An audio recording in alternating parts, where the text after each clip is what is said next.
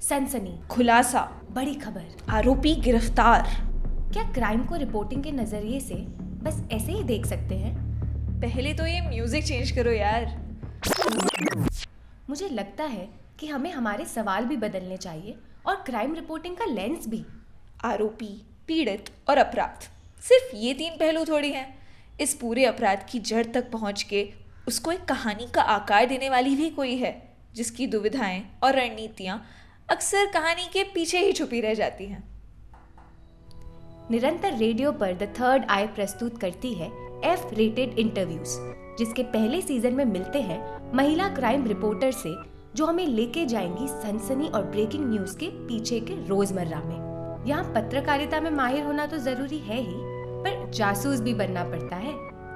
मैं माधुरी और मैं जूही मिलकर ये सवाल कर रहे हैं कि क्या अपराध को नारीवादी नजरिए से देखा जा सकता है, और रिपोर्टिंग से इसकी क्या छवि हमारे दिमाग में बनती है। ये इंटरव्यू शो उन तमाम जगहों पर एफ रेट माने फेमिनिस्ट सोच को टटोलने की एक कोशिश है, और हमारा एक ही तरीका है। हम तो सवाल पूछेंगे। इस एपिसोड में मिलते हैं सफीना नबी से। मेरे लिए हमेशा से औरत की कहानी ही मुझे पुश करती थी। जब मैं किसी भी औरत की कोई कहानी सुनती थी, मुझे लगता था ओ यार, इसको तो आना चाहिए था, ये क्यों नहीं आया। तो मुझे लगता है वो मेरे लिए बहुत ज़रूरी है, क्योंकि वो मैं बैगेज लेके आई हूँ शायद, और वो जो मेरा बैगेज था वो किसी ने उतारा नहीं कभी। तो मुझे लगा कि जैसे मैं आती हूँ जिस बैकग्राउंड से, तो उनको कितना बैगेज होगा, तो वो बैगेज मैं सुनना चाहती थी, फिर उसको धीरे धीरे मैं ओपन अप करके खोलना चाहती थी बेसिकली।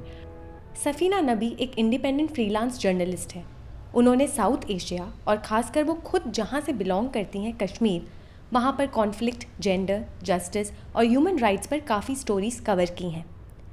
कश्मीर की हाफ विडोज़ और उनके प्रॉपर्टी राइट्स पर लिखे उनके लेख को 2022 फेटिस ऑफ जर्नलिज्म अवार्ड और 2023 लाडली अवार्ड भी मिला है। इस लेख के बारे में वो इस एपिसोड में बात करेंगी।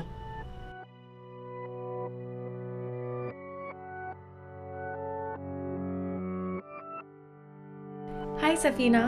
तो हमने सबको पूछा कि वो क्राइम सीन पे जाकर करते क्या हैं, लेकिन इसी सवाल को आपसे थोड़ा अलग तरीके से पूछेंगे।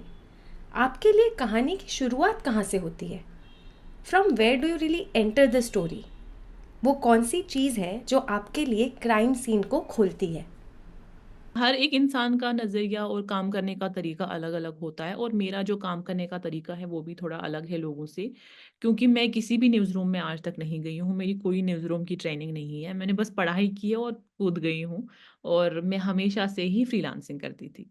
तो मेरे लिए जो काम करने का तरीका है वो बहुत मुख्तलिफ है बाकी लोगों से, और मे बी वो उनसे मेल भी नहीं खाता है।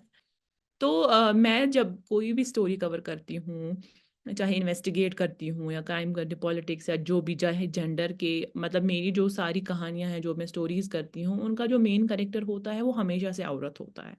मैं उस नज़रिए से लेके फिर स्टोरी को पिक करके ओपन अप करती हूँ।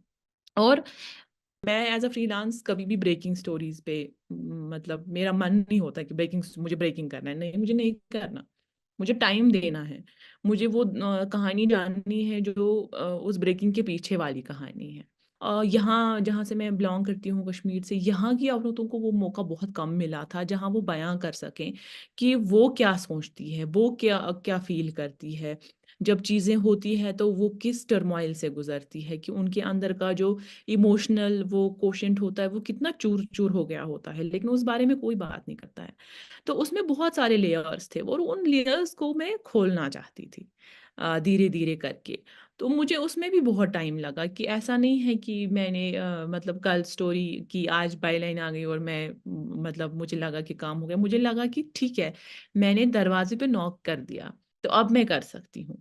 तो मैं जब भी स्टोरी करती हूँ, मैं पहले दिन कभी नहीं जाती हूँ, मैं शायद दूसरे दिन भी ना जाऊँ, मैं तीसरे चौथे दिन जाती हूँ, और मैं औरतों से मिलने जाती हूँ। उनको सालों सालों तक किसी ने नहीं सुना है, उनको सालों सालों तक किसी ने नहीं पूछा है कि आपको क्या महसूस होता है इस चीज़ को लेके। आपके घर का आदमी गया है, भाई गया है, बेटा गया, जो भी गया, तो आपको कैसा महसूस होता है, उनको कभी किसी ने नहीं पूछा। मुझे उस औरत की कहानी जाननी है जिसको अभी तक किसी ने नहीं सुना है। मुझे उसका कमरा देखना है कि उसकी क्या फीलिंग्स होंगी अब जब वो कमरा देखेंगी। मुझे मतलब उस घर में जो चीज़ें हैं उस इंसान की, तो वो जब उन चीज़ों को देखेंगी तो उसकी क्या अल्फ़ाज़ है पहले-पहले जो वो कहेंगी। तो कौन-सी ऐसी चीज़ है जो उसको सबसे ज़्यादा अब खौफ़नाक लगेगी। तो जब आप उस कम्युनिटी में काम करते हो, जिस कम्युनिटी से आप आते हो, तो वो और थोड़ा-सा उसको मुश्किल करना होता है एक इंसान के लिए, क्योंकि आपको अपने बायसेस को अलग करना होता है स्टोरी से। आपको लगता है कि मुझे फैक्ट्स चाहिए जो भी है या जो भी सच्चाई है उसको आगे लेके जाना, उसको बयाँ करना है, तो आपको बायसेस पे अपने बायसेस पे काम करना पड़ता है। तो वो चीज़ें मैं फिर लेके आती हूँ। इट्स सो ग्रेट कि आपने कहा आपने पढ़ाई की और फिर आप फ्रीलांस में कूद पड़ी। तो जैसे आपने कहा आप ब्रेकिंग न्यूज़ ना करते हो, ना करना चाहते हो, आप न्यूज़ रूम से बंधे नहीं हो। तो हाउ डिड दिस हैपन? हमें तो जर्नलिस्ट की वो वाली जर्नी पता है कि ट्रेनिंग करो, कोर्स करो, फिर न्यूज़ रूम में जाओ, इंटर्नशिप करो। ये फ्रीलांस कैसे करते हैं? ये आपने कैसे सीखा, कैसे समझा? Can you take us through that journey? तो मैं जब काम करना चाहती थी तो मैं जेंडर बीट कवर करना चाहती थी, टू बी वेरी ऑनेस्ट, और मैं टीवी करना चाहती थी, टेलीविज़न करना चाहती थी। और उस दौरान मैं जब मैं मास्टर्स ही कर रही थी तो मैं दूरदर्शन पे लाइव शोज़ करती थी। तो मुझे वो टीवी का बड़ा चस्का था। मुझे लगता था कि यही जर्नलिज़्म है, मतलब यही करना है मुझे। तो इस दौरान क्या हुआ कि मैं टेलीविज़न करते-करते मैंने बहुत सारे लोगों को पढ़ना स्टार्ट किया। और जब आप पढ़ते हो अपने एरिया का हिस्ट्री, अपने एरिया का जो चीज़ है वो पढ़ते हो और आपको बहुत अच्छी अंडरस्टैंडिंग आती है उस चीज़ की, क्योंकि आप उसी एटमॉस्फेयर का एक हिस्सा होते हो। आपको चीज़ें पता होती है, लेकिन उन चीज़ों को जब आपके सामने कोई खोल के रख देता है तो आप और मैच्योर होते हो अपने थॉट में। तो वो मैं चीज़ें करने लगी उस टाइम पे। और मुझे लगा कि अब मुझे थोड़ा-सा लिखना चाहिए, क्योंकि मुझे किसी ने बोला आप टीवी तो करते हो लेकिन आपकी स्क्रिप्ट तो खुद ही आपको लिखनी पड़ती है। तो जब तक आप लिखाई पे काम नहीं करोगे तो कैसे चलेगा आगे जाके? तो ये बात मेरे ज़हन में बैठ गई। तो फिर मैंने बहुत सारे डिफरेंट जर्नलिस्ट्स को पढ़ना स्टार्ट किया जो स्पेशली जो लॉन्ग फॉर्म स्टोरीज़ करते हैं। मेरे पास मैं क्योंकि हमारे यहाँ इंटरनेट का हमेशा से प्रॉब्लम होता था, तो मैं जो हमारी लाइब्रेरी होती थी यूनिवर्सिटी में, मैं वहाँ से निकालती थी कुछ-कुछ चीज़ें, जैसे न्यूयॉर्क टाइम्स में आता था, वो लॉन्ग फॉर्म स्टोरीज़ आती थी, फिर मैं उनका प्रिंट आउट निकाल के लाती थी। फिर मैं वो अपने डेस्क पे रख के पढ़ती थी, फिर मैं उनको अंडरलाइन करती थी चीज़ों को, और उससे मुझे क्या हुआ, वो वोकैब्युलरी, वो चीज़ें जो है आपकी, वो स्ट्रॉन्ग होने लगी। और मैं जिस फैमिली बैकग्राउंड से आती हूँ, यहाँ कोई मतलब चीज़ ही नहीं था पढ़ाई-लिखाई का। मतलब मैं फर्स्ट जनरेशन वुमन हूँ जिसने 12th किया, फिर ग्रेजुएशन किया, फिर मतलब मैं स्पोर्ट्स में थी, मैं बहुत एक्टिव थी, वो कर रही थी, ट्रैवल कर रही थी अकेले। हालाँकि बहुत एप्रीहेंशन्स थे, बहुत स्ट्रगल था उस चीज़ में भी, लेकिन मुझे लगा मुझे करना है, क्योंकि मुझे ये भी था कि मुझे खाली अपने लिए नहीं करना था, मेरे पीछे एक फ़ौज थी मेरी कज़िन्स की, बहनों की। मुझे लगा मुझे उनके लिए भी दरवाज़ा खोलना है। फिर जब मेरी कुछ स्टोरीज़ आई तो मुझे वो कॉन्फिडेंस आया कि मैं फ्रीलांसिंग कर सकती हूँ। मैं एडिटर्स को परस्यू कर सकती हूँ कि मुझे ये स्टोरी करनी है, इस रीजन से करनी है, और ये डिफरेंट स्टोरी है और ये ऑफ बीट है और मुझे टाइम लगेगा करने में, बट मैं करना चाहती हूँ। तो लकीली मुझे उस टाइम पे कुछ ऐसे एडिटर्स मिले जिनको मेरा थॉट प्रोसेस समझ आया, और वो जो मैंने उतनी रीडिंग राइटिंग की थी और जब मैं काम कर रही थी कंटेंट का, तो उसमें मुझे बहुत अंडरस्टैंडिंग आई थी कि नैरेटिव राइटिंग कैसे करते हैं। तो फिर मुझे ये लगा कि जब मेरी स्टोरीज़ लोग पढ़ते थे, वो कहते थे डिफरेंट है। मुझे फिर ये एहसास हुआ कि शायद मैं राइटिंग के लिए बनी हूँ, और स्पेशली जब आपकी कम्युनिटी से आपके लिए फीडबैक आता है, तो आपको थोड़ा-सा वो लगता है कि ठीक है, कुछ तो बहुत अच्छा है जो इतना फीडबैक मिल रहा है। तो बस वो सब चीज़ों में मैं कूद गई इसमें और मैं फ्रीलांसिंग ही करने लगी, और मुझे ये बहुत इम्पोर्टेंट लगा फ्रीलांसिंग मेरे लिए, क्योंकि मैं किसी भी एडिटर का एडिटोरियल समझ के काम नहीं करना चाहती थी। मेरे को एडिटोरियल प्रोसेस में नहीं बनना था, ना मुझे एडिटोरियल पॉलिसी में बनना था। और मैं नहीं चाहती थी कि मेरी स्टोरी काट-छाँट करके आगे जाए। मैं नहीं चाहती थी कि मेरी स्टोरी जब आगे जाए, मैंने कुछ ऐसी चीज़ें लिखी हों जो मुझे एडिटर कहे ये तो काटना पड़ेगा, तो हमारी पॉलिसी नहीं है। और ना ही मुझे ये चाहिए था कि मुझे मेरे एडिटर बोले कि तुम जाके ये स्टोरी करो लेकिन इस एंगल से परस्यू करना। क्योंकि मैं कैसे पहले मन बनाऊँ कि मैं स्टोरी को कैसे परस्यू करूँगी, मुझे तो डिटेल्स ही नहीं पता है। मैं कभी भी स्टोरी परस्यू नहीं करती हूँ अपने मन में, अपने दिमाग में। मैं जाके देखती हूँ तब मैं स्टोरी का एंगल फिक्स करती हूँ। मैं प्री रिपोर्टिंग करती हूँ, फिर मैं पिच करती हूँ। तो मुझे बहुत सारे दोस्त भी कहते हैं जो कि मेरे ही फील्ड से हैं कि तुम ये कैसे करती हो? इसमें तो कॉस्टिंग लगती है। मैं कहती हूँ जब मैं एक प्रोजेक्ट करती हूँ उसमें से मैं थोड़ा पैसा निकाल के उसको अलग कर देती हूँ। मैं कहती हूँ कि ये मैं दूसरे प्रोजेक्ट में लगाऊँगी। तो उस थोड़े से पैसे से मैं प्री रिपोर्टिंग करके आती हूँ। जब मैं प्री रिपोर्टिंग करती हूँ तो मुझे क्लैरिटी होती है और 100% क्लैरिटी होती है कि मैं क्या कैरेक्टर्स ला सकती हूँ, मैं कौन से कोट्स ला सकती हूँ, मैं इस स्टोरी को कैसे बयाँ कर सकती हूँ और इसका क्या आगे मतलब होगा, उसका इम्पैक्ट क्या होगा। तो मेरे लिए वो बहुत ज़रूरी है। पहले-पहले मैं बहुत मतलब कम पैसे देते थे सारे लोग, मतलब नेशनली तो 3-4 हज़ार रुपए देते थे और फिर धीरे-धीरे मुझे वो मतलब एक टाइम पे ही मैं ये सोचती थी कि मैं कैसे इंटरनेशनल एडिटर को मेल लिखूँगी, मुझे वो ड्राफ्ट करना भी आएगा। लेकिन मैं बहुत खुशकिस्मत भी हूँ इस हिसाब से कि मेरे आगे वाले जो लोग थे, जो दोस्त थे या जानकार थे, कलीग्स थे, जो इस फ़ील्ड से थे, भले वो यहाँ से नहीं थे, बाहर-बाहर जहाँ से भी वो थे, मैंने जब भी कुछ पूछा उन्होंने बोला, उन्होंने मना नहीं किया। मैंने कहा कि प्रपोज़ल कैसे लिखते? तो उन्होंने बयाँ कर दिया कैसे लिखते हैं। मैंने पूछा कि मुझे कॉन्फिडेंस नहीं है, तो उन्होंने कहा कि कुछ नहीं होता है, ज़्यादा से ज़्यादा रिजेक्ट हो जाएगा और क्या हो जाएगा। तो आपको कॉन्फिडेंस मिलता है ना चीज़ें जब आप करना चाहते हो चीज़ें, आप अपने हिसाब से करना चाहते हो। इसमें बहुत टाइम लगता है होने में और मुझे लगता है वो तब तक कुछ 5-6 साल हो गए थे मुझे काम करते-करते जब ये चीज़ें होने लगी। और जब ये होने लगी चीज़ें मुझे लगा कि जो मैं इतने सालों की मेहनत डाल रही हूँ उसका वो रिवर्स बैक आ रहा है। तो वो भी बहुत एक एनकरेजमेंट रहता है और फिर मुझे लगा कि नहीं, मैं तो फ्रीलांसिंग के लिए ही बनी हूँ। तो ये आपको फ्रीलांसिंग ही आपको ये फ्री हैंड देती है। आपको एडिटर थोड़ी देगा 2 साल एक स्टोरी को करने के लिए। तो ये चीज़ मुझे पुश करती थी फिर फ्रीलांसिंग में रहने के लिए। Wow, what a good pitch for freelancing. Safina, अभी थोड़ी देर पहले आपने कहा कि आप जिस समुदाय से आते हो वहाँ पर भी कुछ बायसेस हैं, या ये कहना कि मैं अपने साथ साथ अपने कज़िन्स के लिए जगह बना रही हूँ। तो समुदाय के साथ का ये जो ताना बाना है जहाँ पे आप कई सारे रोल्स प्ले करते हो, मल्टीपल आइडेंटिटीज़ हैं, क्या इसको आप थोड़ा खोल सकते हो हमारे लिए? मेरी मल्टीपल आइडेंटिटीज़ हैं, राइट? पहले तो मैं विमेन हूँ और दूसरा मैं ख़ैर मैं मुस्लिम हूँ, वो भी एक मतलब एक आइडेंटिटी है और फिर उस on top of that I am also a Kashmiri which is also my identity, ठीक है? I carry these multiple identities with me. और जब मैं ये बोलती हूँ तो जब मैं विमेन जर्नलिस्ट बोलती हूँ तो जो लोग लिबरल थॉट के नहीं हैं, तो उनके दिमाग में एक छवि होती है कि एक वुमेन जर्नलिस्ट क्या हो सकती है। घूमती रहती है, दफ्तरें छाँटती है, पुलिस के स्टेशंस जाती है और फिर वो ही छवि आपके घरवालों के मन में भी होती है क्योंकि वो तो उस जगह से है, उन्हीं लोगों में से है और मैं भी उन्हीं लोगों में से हूँ। और मुझे भी बहुत सारी ऐसी चीज़ें थी जो मैं सोचती थी जो मुझे मुझे खुद पे काम करना पड़ा क्योंकि कुछ चीज़ें आपको इनेट होती है ना, आप बचपन से जब आप बड़े हो रहे होते हो वो इम्बाइब आप करते हो, एटमॉस्फेयर से करते हो, घर के माहौल से करते हो, आपके आस-पास जो लोग हैं उनसे करते हो। तो फिर जर्नलिज़्म वैसे भी उनकी समझ से बाहर था क्योंकि जब मैं कोर्स ही करने लगी थी तो उनको लगा था क्या ही बकवास है, ये क्या कर रही है, ये क्या बकवास है। और फिर जब उनको किसी ने एक्सप्लेन किया था जर्नलिज़्म क्या, वो कह रहे थे कहीं गोली-वोली मार लगेगी, मर-वर जाएगी तो मसला खत्म हो जाएगा। तो मेरे पास एक रीज़न था रिबेल होने का, लेकिन मुझे वो रीज़न समझ नहीं आ रहा था क्योंकि मुझे अंडरस्टैंडिंग नहीं थी।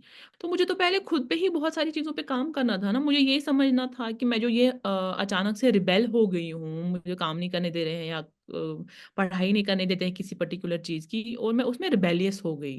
कहीं न कहीं मुझे ये भी लग रहा था कि मैं अपने माँ-बाप के एक्सपेक्टेशंस पे नहीं उतर रही हूँ और वो गिल्ट लेके मैं चल रही थी। और लेकिन वो गिल्ट मेरे अंदर का वो गिल्ट और मेरे अंदर का वो कुछ करने का जो वो अ, पावर था ना, वो उसमें एक लड़ाई थी अंदर मन में। मैं क्यों ऐसा फ़ील कर रही थी? क्योंकि मैं भी तो वहीं से आती हूँ ना, उन्हीं लोगों में से। मेरी तो आइडेंटिटी वही है ना जो उन लोगों की है। अगर उनके मन में मेरी छवि एक है, मेरे मन में भी तो उनकी कोई छवि है। तो मुझे उस पे पहले काम करना था, मुझे अपनी अंडरस्टैंडिंग पे पहले काम करना था, जो मेरे बायस थे उनको ख़त्म करना था। जब मैं ये चीज़ कर सकती हूँ, ये इतनी मुश्किल थी, मैं घरवालों को मतलब पीछे छोड़ सकती हूँ, उनकी आइडियोलॉजी को मैं क्रॉस कर सकती हूँ, उनको मैं मना सकती हूँ किसी चीज़ों पे, तो उनको वो लग गया था कि ये इतनी रेज़िलेंट है कि मानेगी नहीं।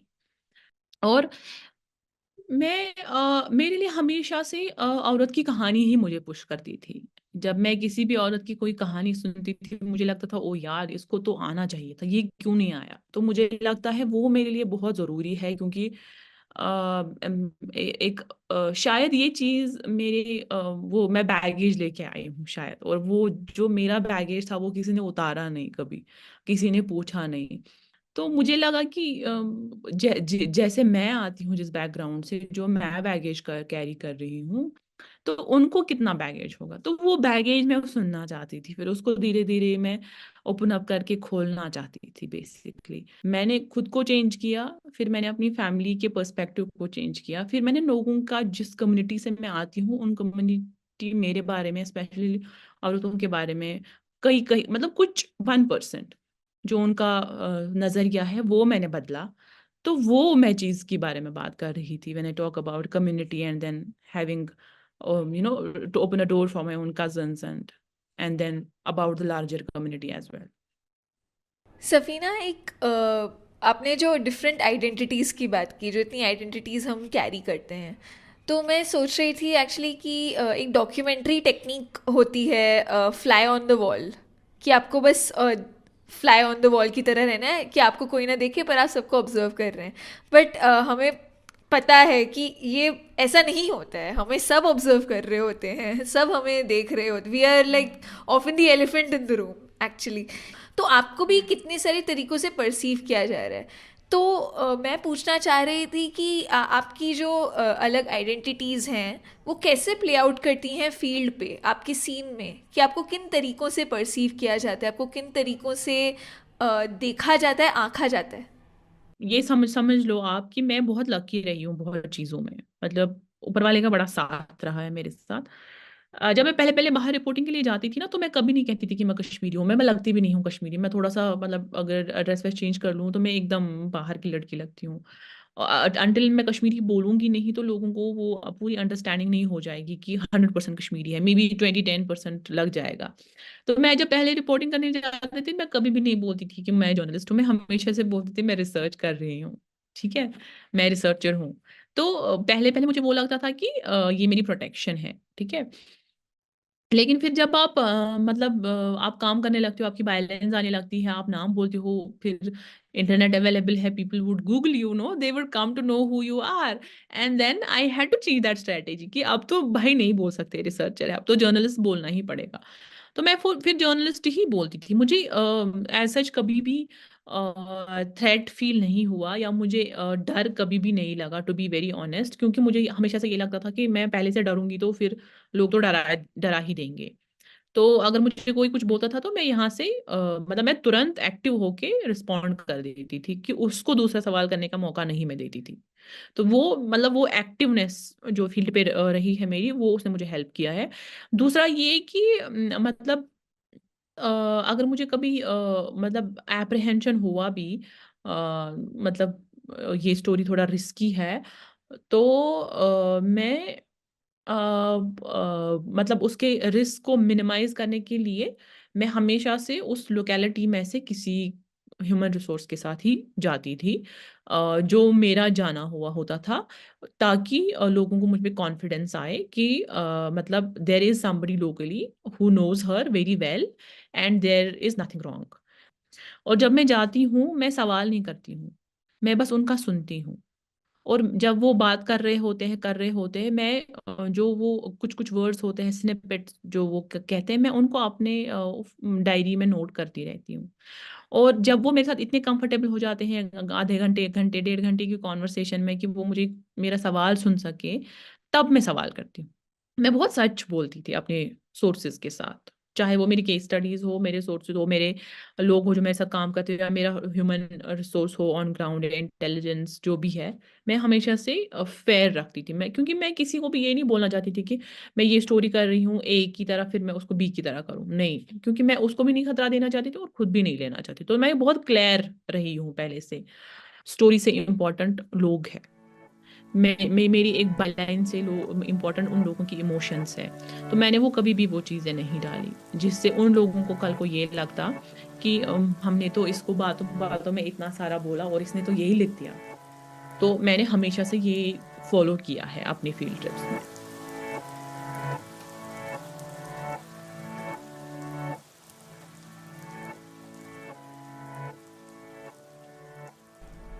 आई थिंक आपने कॉन्टेक्स्ट सेट कर दिया है for us to enter this next segment, आपकी कहानी on half widows and the property rights.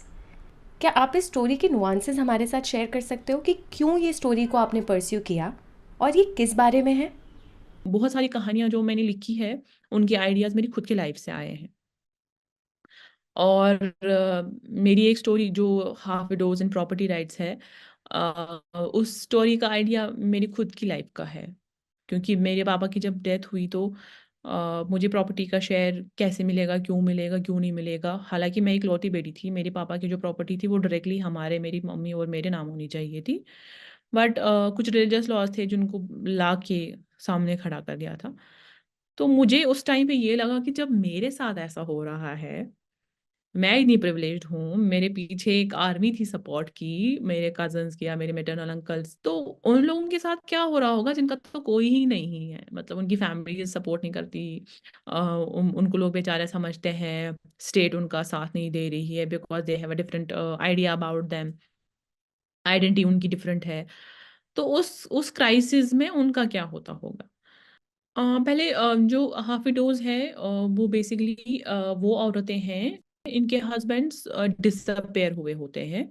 और वो जब डिसअपियर होते हैं तो उनको उनकी ना ही डेड बॉडी मिलती है, ना ही उनका कुछ भी उनको आइडिया होता है वो कहाँ हैं, क्यों हैं, कैसे हैं। तो वो बस खो जाते हैं, डिसअपियर हो जाते हैं। इनको पता नहीं होता है इनके हस्बैंड्स क्या है, लेकिन ये मैरिड होती है। इनका ना डिवोर्स हुआ होता है, ना इनका पति अवेलेबल होता है। तो हाफ विडोज़ मतलब आधी बेवा, कि हस्बैंड ही नहीं है लेकिन शादीशुदा है, ठीक है? तो ये जब मतलब डिस्टर्ब्ड एरियाज़ में ये चीज़ें होती हैं, जैसे कश्मीर में बहुत हुई है। तो ये मुझे लगता है 90 के दशक में कश्मीरी मीडिया ने ये टर्म को कॉइन किया था इन औरतों के लिए जिनको मतलब जिनके हस्बैंड्स ऐसे डिसअपियर हुए थे। तो ये तब हुआ था।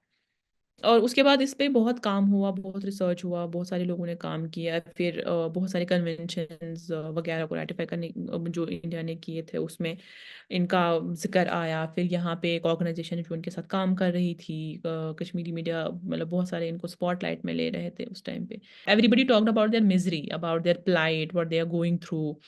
Nobody talked about how are they living, what are their financial resources, are their families giving them their share, their property share, how are their children coping up with the grief, do they go to school, who is taking care of the school fees, who is feeding them? Nobody was talking about it, no one. और आप इनको कैसे empower करते हैं इन औरतों को? अपना उनका जो हस्बैंड का प्रॉपर्टी का शेयर है वो दे के, या जो इनके मायका का शेयर है वो दे के। लेकिन इनके हस्बैंड की प्रॉपर्टी इनको नहीं मिल सकती थी क्योंकि फादर इन लॉ ज़िंदा है। तो इस्लामिक लॉ में अगर फादर इन लॉ ज़िंदा है और बेटा उसकी ज़िंदगी मतलब वो जीते जी उसकी ज़िंदगी में चला जाए तो पास ऑन नहीं हो सकता। लेकिन इसमें बहुत सारे मतलब इस लॉ को आधा इस्तेमाल करते हैं, मतलब इसको आधा समझा जाता है। जैसे टर्की सीरिया में डिस्टर्ब्ड एरिया वो भी है और वहाँ ऐसा हुआ था। तो वहाँ पे इस्लामिक लॉ को प्रॉपर्ली यूज़ किया गया क्योंकि इस्लामिक लॉ में ये भी है कि आप बच्चों को दे सकते हो in terms of gift deed उनको कर सकते हो, या आप उनको डायरेक्टली ट्रांसफ़र कर सकते हो क्योंकि वो आपके बच्चे के बच्चे हैं। और इस्लाम में और एक कॉन्सेप्ट है जिसको मैंडेटरी विल कहते हैं। मैंडेटरी विल में क्या होता है कि जो आपका 1/3 प्रॉपर्टी होता है, आप अपने विल से वो किसी को भी दे सकते हो। तो आप मैंडेटरी विल के हिसाब से भी दे सकते थे, लेकिन नहीं देते थे। तो नहीं दिया है। बहुत सारे लोग मतलब जो मैंने स्टोरी की थी उसमें भी जिन औरतों के साथ मैंने बात की है, नहीं दिया था। तो ये जो स्टोरी का क्रक्स था बेसिकली इस अराउंड। और स्टेट का भी सपोर्ट नहीं था क्योंकि जो लोग डिसअपियर होते थे उनको एक नोशन होता था कि दे आर मिलिटेंट्स और something like that, so they were not entitled for the state sponsored welfare. क्योंकि अगर आपको स्टेट स्पॉन्सर्ड वेलफेयर लेना है तो आपको प्रूव करना है कि आपका हस्बैंड की डेथ हुई है, तो you have to give the death certificate. अब उनको पता ही नहीं था हस्बैंड कहाँ है, वो कहाँ से डेथ सर्टिफिकेट लाते? तो वो एंटाइटल्ड ही नहीं थी स्टेट का वेलफेयर का। तो वो सब चीज़ें, तो ये उसके अराउंड फिर हाफ विडोज और उनकी प्लाइट मिजरी और उनके बच्चे और उनको प्रॉपर्टी राइट्स क्यों नहीं दिए, how are we taking away their property का शेयर। तो उससे रिलेटेड था ये। आई रिमेंबर आपने जब लाडली अवार्ड लेते टाइम इस स्टोरी को या कुछ इंटरव्यूज़ को ऑडियंस के साथ शेयर किया था, तब आप कितने इमोशनल हो गए थे। इतनी सारी औरतों के साथ इंटरव्यूज़ करना, उन कहानियों को बार बार सुनना और एक अलग एंगल से उसे लिखना, इसने आपके लिए क्या किया? तो जब मैं वो स्टोरी भी फिर कर रही थी और मैं उन औरतों से मिल रही थी, उन्होंने मुझे इतनी इतनी इन्फॉर्मेशन दी कि मुझे नहीं लगता है मैं ज़िंदगी में कभी भी उभर पाऊँगी उन चीज़ों से। मैं उन्होंने उन्होंने ये समझा, स्पेशली उन औरतों ने, कि हम इसको वो बता सकते हैं, और उन्होंने मुझे हिस्सा बनाया उस चीज़ का। क्योंकि आप किसी की भी खुशी का हिस्सा बन सकते हो, लेकिन कोई आपको अपने गम का और अपनी वल्नरेबिलिटी का हिस्सा बनाए, वो बहुत बड़ी बात है। क्योंकि जब इंसान वल्नरेबल होता है, तो आप क्यों वो किसी और को बताओगे? अनजान इंसान को, जिसको आप जानते नहीं हो, क्यों बताओगे? तो उन्होंने बताया, वो मेरे लिए मतलब that that is something that I really really hold close to my heart. मुझे ये लगता है कि इससे बड़ा रिवॉर्ड मेरे लिए कुछ नहीं है, कि किसी ने मुझे अपने उस चीज़ का शरीक बनाया, ओपन अप होके, खोल के मुझे दिखाया, जो उन्होंने कभी अपने हस्बैंड को, अपने भाई को, अपने बाप को, अपनी बहन तक को आज तक नहीं दिखाया है। क्योंकि उनको शायद कहीं न कहीं वो लगा कि बता सकते हैं। जब भी मैं वो चीज़ें मेरे माइंड में रिप्ले होती है, या मैं जब वो लिख रही थी, मतलब I had to break 100 times my heart to write that story, 100 times, and I had to break my mind 100 times to remove certain things, because everything cannot go into a story. There are things that remain inside. There are things that remain with a journalist.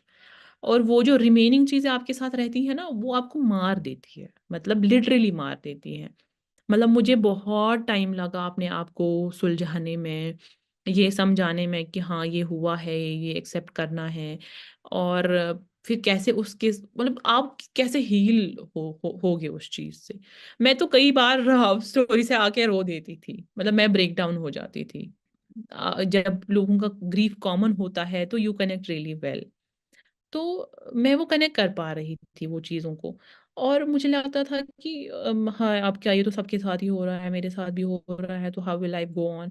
और मैं जब वो story करके फिर आती थी, तो मैं ब्रेक मतलब वहाँ मैं बहुत रिज़ॉल्व रखती थी कि मुझे स्टोरी करनी है, मुझे ये नहीं दिखाना है कि मैं रो रही हूँ, या मुझे सिम्पैथी गेन नहीं करनी है। लेकिन जब भी मैं गाड़ी तक पहुँची, मैं मेरा ब्रेक डाउन हो गया।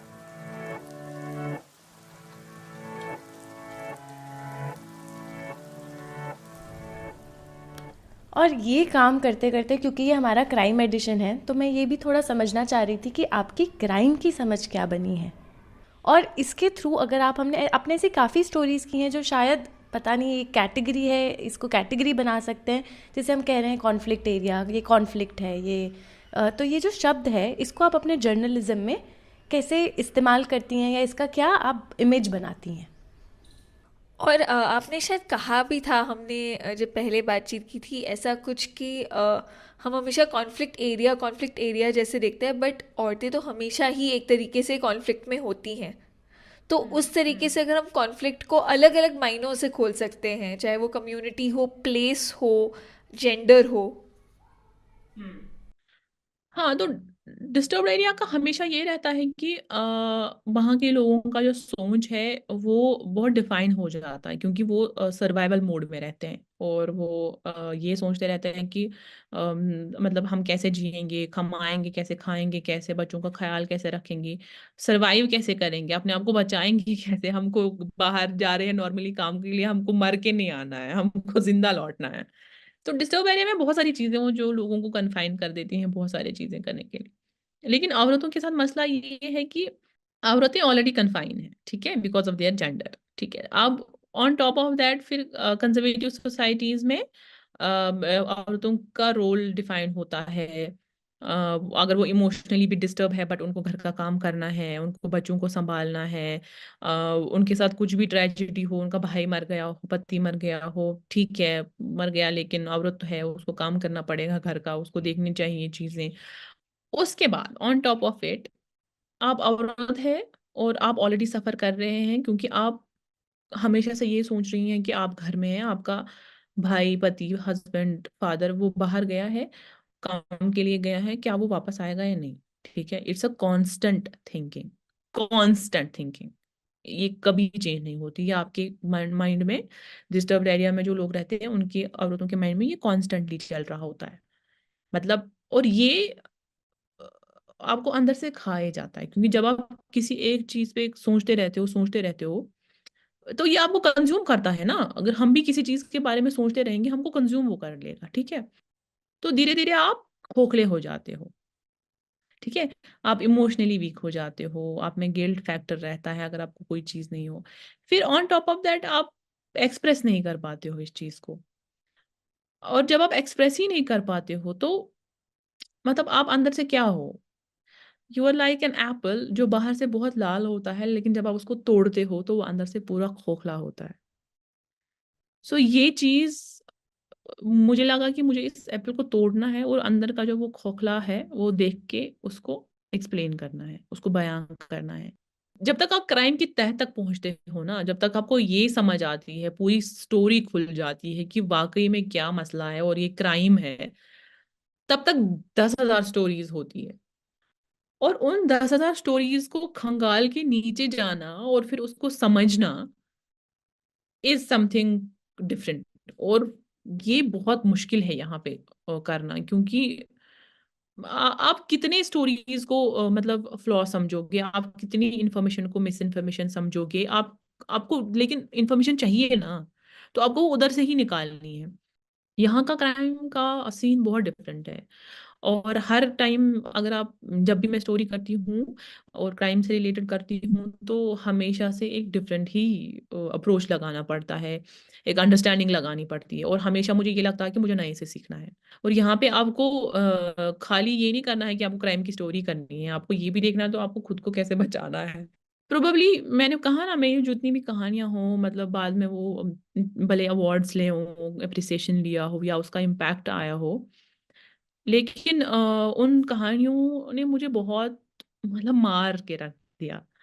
मैं अंदर से इसी जद्दोजहद में हमेशा से रहती हूँ कि अ, मैं जब कोई भी चीज़ का अवार्ड लेती हूँ तो मुझे खुशी से ज़्यादा दुख होता है। मुझे दुख इस चीज़ का होता है कि किसी की प्लाइट, किसी का वो खोखलापन जो मैंने एक्सप्लेन किया, वो लोग उस पे मुझे अवार्ड दे रहे हैं। है ना? मतलब किसी किसी का दुख, आपकी खुशी। तो वो अ, मुझे बहुत दुख दुख देता है कभी-कभी, मतलब मैं बहुत सैड हो जाती हूँ। तो वो चीज़। क्राइम से ज़्यादा मेरे लिए इस इंटरव्यू में जस्टिस बहुत खुला है एक्चुअली एज अ वर्ड, कि आप किस तरीके से हम इनजस्टिस और जस्टिस को देखते हैं। जब एक जगह की औरतों को नहीं सुना जाता है तो वो क्या इनजस्टिस है, और वो कैसे एक तरीके से रिपेयर होने की उम्मीद हो सकती है when you go and do a story and when you से कि मैं सुनूंगी, आप बोलो। हाँ, आई ऑल्सो थिंक जो आप बार बार कह रही हैं कि डिस्टर्ब्ड एरिया है अगर, या कहीं पे कुछ कॉन्फ्लिक्ट चल रही है, तो वो सर्वाइवल, कि वो सर्वाइवल ही इतना इम्पॉर्टेंट है। और अगर आप उस जगह पर जर्नलिस्ट हैं तो कौन सी कहानी चूज़ करेंगे। और आप कह रही हैं सर्वाइवल सिर्फ मेरे लोगों का नहीं, मेरा खुद का सर्वाइवल, तो मेरी कहानी वो भी तो कवर करेगा, मेरा जर्नलिस्ट होना वो भी तो कवर करेगा कि ये मेरा सर्वाइवल है। तो justice and survival have been two words जो आपसे बात करके Safina, we will also think more about it. तो ये मेरी तरफ से आखिरी सवाल होगा, वो ये है कि आपने अपने यंग कज़न्स की बात की। तो हम अक्सर जर्नलिस्ट से पूछ रहे हैं कि what would you say to another young journal, like जो एस्पायरिंग कोई लड़की जो जर्नलिस्ट बनना चाहती है। बट मैं आपको पूछ रही हूँ कि अगर आप में आपकी उन यंग कज़न्स में से कोई आपको कहे कि मुझे भी वो करना है जो आप करते हो, कैसे किया जाए, तो आप उन्हें क्या बोलोगे? What makes a good reporter? अगर आप ये कहोगे कि एक अच्छी रिपोर्ट क्या होती है, वो अच्छी रिपोर्ट ये होगी कि आप उसको बैलेंस बैलेंस कैसे करोगे, मतलब आप हर एक पक्ष का कैसे उसमें इन्वॉल्व करोगे चीज़ें। और और आप आपका ग्राउंड वर्क क्या है बेसिकली, मतलब फॉर एग्जांपल अगर मैं कोई क्राइम की स्टोरी कर रही हूँ या कोई इन्वेस्टिगेशन कर रही हूँ, क्योंकि मेरी डॉक्यूमेंटेशन कितनी सॉलिड है। फॉर एग्जांपल अगर कुछ किसी पे केस लगा है तो मेरे पास एफआईआर की कॉपी होनी चाहिए। मैं ट्राई करती हूँ कि चार्जशीट की कॉपी भी मिल जाए। मैं ये भी कोशिश करती हूँ कि मैं मतलब सिस्टम से किसी ना किसी का मतलब व्यू पॉइंट भी ले लूँ और ऑन रिकॉर्ड वो ले लूँ। मैं चीज़ों को कितना अच्छा रिकॉर्ड डॉक्यूमेंट करती हूँ, क्योंकि आपके सोर्सेज कभी भी ट्वीक कर सकते हैं, स्पेशली उन स्टोरीज में जहाँ पे थोड़ा खतरा होता है या आपको ओवर पावर करने की कोशिश की जाती है, तो उस चीज़ को रिकॉर्ड करने की रिपोर्टिंग का जो उसूल है कि वो यही है कि आप एथिक्स को फॉलो करो और आपको बहुत मेहनत करनी है। Until and unless you will not मतलब वर्क हार्ड, मतलब आपको कभी चिल्लर में भी चलाना पड़ेगा, आपको बहुत कम पैसों में भी कभी चलाना पड़ेगा, लेकिन आपको उस पे ध्यान नहीं देना, आपको इस पे ध्यान देना है कि आपका काम कितना क्वालिटी से भरा हुआ है। अब मतलब आप अगर आप मेरा काम देखोगे, मैं साल में कुछ 10-12 स्टोरीज करती हूँ, दैट्स इट, फिनिश। बट मैंने क्वांटिटी पे कभी ध्यान नहीं दिया, मैंने क्वालिटी पे फोकस रखा। तो मुझे कभी कभी 2 महीने भी स्टोरी में लगते थे और मैं कहती थी इट्स ओके, मैं कम में जी लूंगी, लेकिन मुझे काम सॉलिड चाहिए अपना। मेरा मेरा जो थोड़ा-सा सेविंग्स है, मैं वो अपनी दूसरी रिपोर्ट में लगाऊँगी ताकि मैं उसका प्री रिपोर्टिंग कर सकूँ। तो मुझे लगता है यही मतलब काम का और मेरे लिए स्पेशली यही है एक अच्छे रिपोर्टर की मतलब reporting. Thank you so much कि आपने इन इतने सारे शब्दों में इतनी सारी चीज़ें हमारे साथ इतना टाइम निकाल के शेयर की। Thank you so much for speaking to me. और बहुत बहुत मतलब चीज़ें मैंने अभी इतनी एक्सप्लेन की, मुझे लगता है कि प्रोबेबली मुझे अगर मैं किसी और के साथ बात करती या नॉर्मली बात करती तो मैं उतना डिफाइन नहीं कर पाती चीज़ों को, बट मैंने इतना डिफाइन किया है कि मुझे बहुत सारी अंडरस्टैंडिंग खुद को भी हो गई ऐसी चीज़ों की जो जनरली विदाउट कॉन्वर्सेशन नहीं होती है। So thank you so much for that also.